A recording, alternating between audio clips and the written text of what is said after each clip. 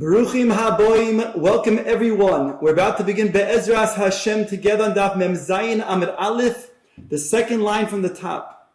After the Gemara previously explained that even according to Rabbi Shimon, while a nair, an oil lamp, is still lit, one cannot move it, and explained the reason being because a person will then be being metaltel a basis. So long as the nair is lit, that shalheves, that flame, is now being supported by the psila, the oil around it, and the nair itself is a basis for this nair. Only once it's extinguished can you go ahead and carry it, according to Rabbi Shimon. Says the Gemara in regard to this idea of a basis as a muktzah, Amar Bizero, Amar Asi, Amar Yochanan, Amar Bichanino, Amar Rabbi Rumnus. Li hite Rabbi litaltel machte be'efra. Here we're talking about, he says, if a person has something for his incense, and that incense, let's say a metal box, where the incense was put inside the box, and it had perforated holes on the top, and a person would normally light the incense, allowing the smoke to then come above. He's saying that which is now afer, it's now ashes after it had been burnt, he can move this box as a davar that's muktzah, that's a klisha malachta li'isser. If he needs the place, for example, he can pick up the box and move it, even though it contains in it a davar that's also called afer. In other words, the afer over here has no intended purpose, and therefore such an afer is muktzah. And he says over here, you can move this box that has the afer inside. The Gemara challenges this. Omar le Rabbi Zeira le Rabbi Asi. Mi Omar Rabbi Yochanan Hachi de Rabbi Yochanan. Say this. Vehatna. Behold, it says in the Mishnah following. Noitel Adam benoi va'even biyado. If a person wants, he can carry his son, although his son is holding an evan. Now the evan, of course, is muktzah. It's muktzah machmas gufoy. And nonetheless, he can pick up his son and carry his son, even though his son is holding on to a rock. The Mishnah continues, he can also pick up and metaltel a basket that has an evan inside of it as well. To explain, this basket that you can go ahead and metaltel that has a rock inside, it's talking about where there's a rock inside, but there's also peiros inside. And since the peiros are even more important than the rock, then he's being metaltel a davar that's going to be a basis, a davar also in davar hamuter. So therefore he's able to metaltel this basis, this basket. Time of the isba peri, that's only because it has fruit inside the basket. Hales ba peri loy, but if it doesn't have fruit inside the basket, it's only a rock alone, you would not be able to then carry the basket because there will be a basis davar ha'aser. So too over here, when it comes to this tray, this box of incense, so now that there are ashes that are filling up this box, is now a basis, the davar ha'aser, so you would not be able to then move this machte. The Gemara says, Ishtoimim kisho chada. He was bewildered for a moment. He was taken off guard. V'omar, and then he said, Hochanami di'is bekarti. We're talking about over here a box of incense. Not only are there ashes left over, there's also some untouched, unused pieces of incense inside. So therefore it remains a davar that is a basis for a davar ha'aser and a davar ha'muter. And of course those pieces that have not been used, which is still good for its scent, for its smell, is considered to be more chashuv, more important than the ashes. So therefore you could move the machte. Omar Abaye, but Abaye challenges Kartin, Be Rebbe Michashive. But we're talking about the house of Rebbe. Rebbe was the Nasi, and he was a very wealthy individual. And therefore, the little bit of remaining incense in this box doesn't have significance to Rebbe. Whereby, how can you go ahead and say you can move the machte if it has this little bit of incense together with the other ashes? It doesn't have significance. The chitema chazula anim, if you're going to say that it still has significance for poor people, Vehatanya, but he says in the Brisa, Big day anim la anim, big day ashim la ashirim. the clothing for anim is suitable for anim, that which for ashirim is suitable for ashirim. But big day anim la anim, big day ashirim la ashirim. Aval anim la ashirim loy. But you can have clothing that are going to be suitable for anim. Here we're talking about in regards to the smallest type of beged, which is gimel al gimel etzbos. There it's still makabel tuma because it's a kli that an ani uses as a patch for his torn garments. So for an ani, it has significance. But for the usher, it doesn't have significance. So to over here, the little bit of remaining incense has significance for an ani, but not for an usher, and therefore it cannot be considered to be a davar hamutter that the buses can be moved for. Elo Amar Abaye, rather Abaye says, Midi dahava agraf sharei. It's just like graf sharei. Graf sharei is like a pan that is used, that a person who made on that pan, let's say a sick person, he had to make on that pan. So that excrement is now considered to be graf sharei, or even the pan itself is disgusting. Therefore, it can be removed even on Shabbos, because of this special kula that people should not then have to be soivil the discomfort of such a graf.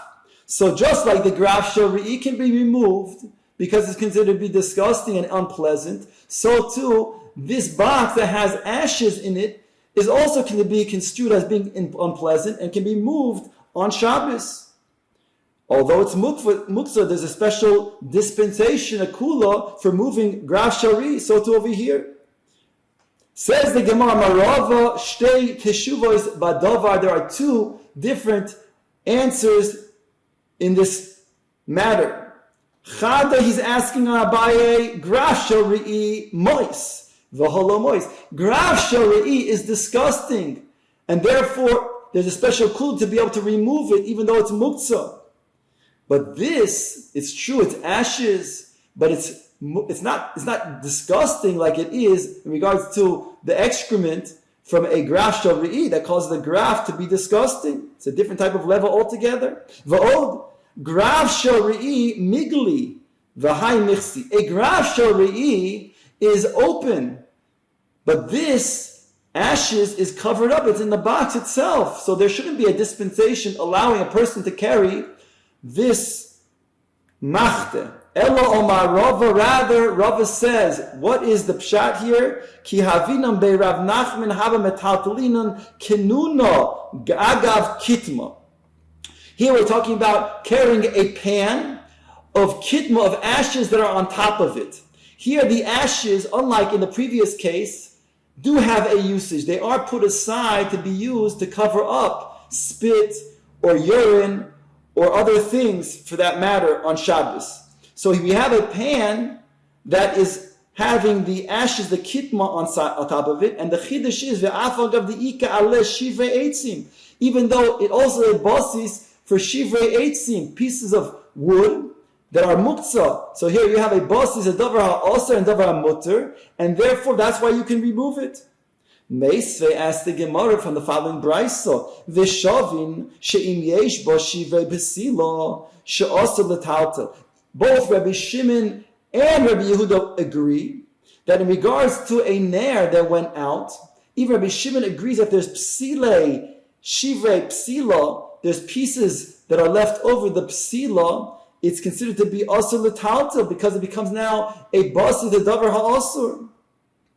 So therefore, these shivrei eitzim that are on top of this pan should also make it so it's prohibited to then move, because it also is going to be considered to be a problem of a basis davar also davar hamutter, which is prohibited because this oil lamp has oil, which is a davar hamutter, has significance, but it also has shivrei psila. So we see that the shivrei psila is not enough, right? Or the oil is not enough choshuv to be able to move the basis for a davar also davar hamutter. So to over here, this kinunya that has kitma, that has ashes on it, even though it's true the ashes are davar hamutter, but it also has shivrei eitzim, and therefore it's not significant enough to be able to then move this basis that davar also davar hamutter.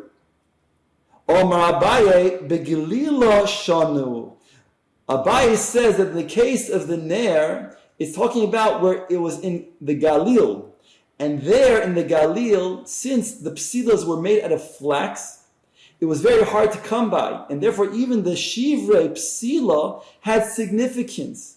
And therefore that's a davar that's going to be making a basis that you cannot move that basis, even though it's true there are oils inside of that Ner. But since it also has the shivrei psila, the shivrei psila is even more significant because of its importance of being flax that were hard to come by, and therefore the davar ha'asr and davar ha'mutar makes it so the davar ha'asr is greater than davar ha'mutar.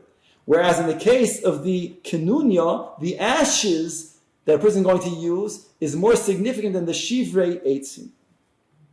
The Gemara now continues on a different subject, going back to what we learned at Daf Mem Vav Amud Aleph. We saw over there on Daf Mem Vav Amud Aleph, one daf before, that in regards to a menorah that is made out of prokim, a person would not be able to metaltal it because maybe it would fall and break, become undone, and a person would then reassemble such a kli, such a menorah, which would be an isur derais of maki bepatish.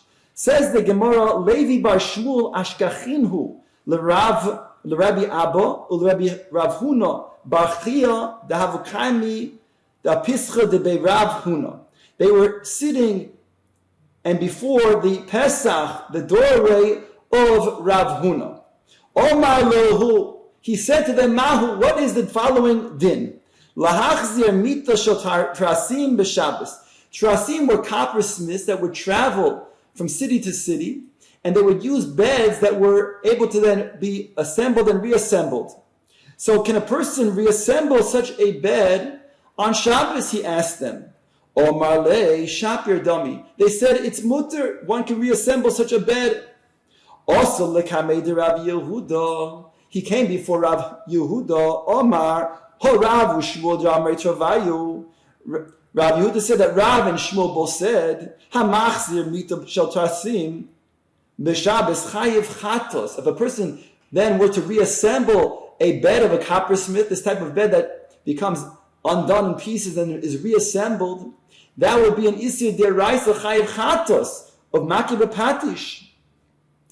Meisvei, the Gemara brings a brisa. Hamachzir kana menorah b'Shabbos chayiv chatos. The beginning of this brisa says that a person takes a kana shel menorah. That means that a menorah that has different branches that becomes pieces that can be put back onto the menorah.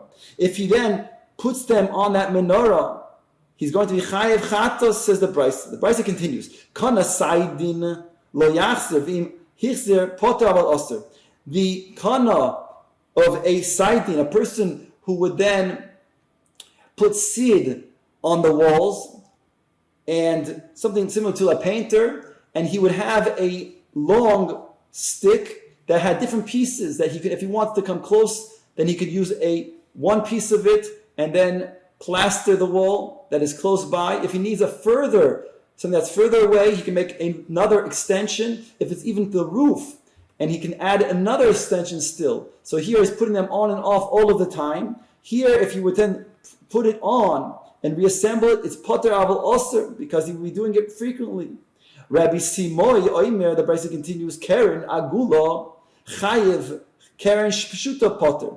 They would have a horn. He says a distinction between a horn that is rounded and a horn that is straight. They would have these horns that they would put perforated holes on top of this horn, and then they would attach pipes to then allow different types of noises to come out when they would play this music as an instrument.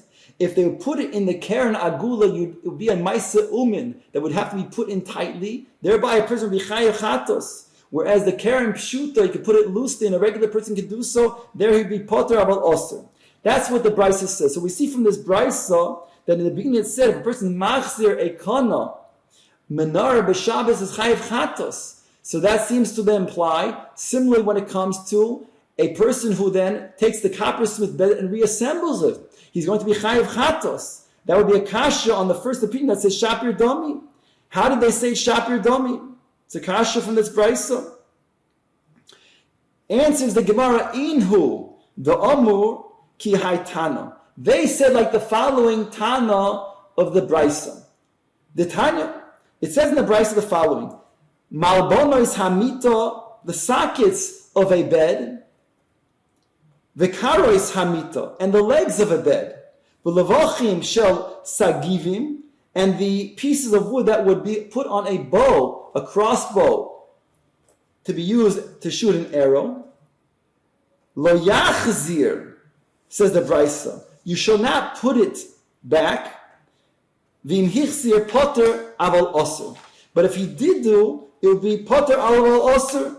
In other words, the malbonos hamita, they had beds that would fit into sockets that were attached to the ground. Is that for the legs of the bed to not get moisture and become ruined? They would put them into these sockets that were already attached to the ground, and they would put them in and out of these sockets. Or the karos hamita, they would have different legs size that would be re-put and reassembled back into the bed, or the pieces of the wood for the bows. All of these things, if they would put it back, it would poter aval osur. V'lo the Tanna Kama says, and he should not put it strongly with a nail, because if he does, v'im toka chayev chatos, then it's going to be considered to be makah b'patish, a final blow. Rabbi Shimon Gamliel oimer. Rabbi Shimon Gamliel says it's true that if you were to then nail it down, it would be chayev chatos. However, im haya raf mutter. But if you would just put it not with a nail, but you would put it and it would be loose, then it would be mutter lechatchila. In other words, the Tanna Kama said that if you would put it and machzir it back, so he didn't make a distinction. He said even if we put it loosely, we're considered that maybe you'll come to then nail it down, and therefore it's also midirabonim. Rabbi Shimon says, no, we're not concerned if you put it loosely. And therefore this opinion that said Shakir Dami is the opinion of Rabbi Shimon Gamliel, that said you can take those things and put it loosely. In this case, you can take the coppersmith's bed and you can reassemble it in a loose way. If you do so, we're not concerned that you're going to nail it down, and therefore it's mutar lechatchila.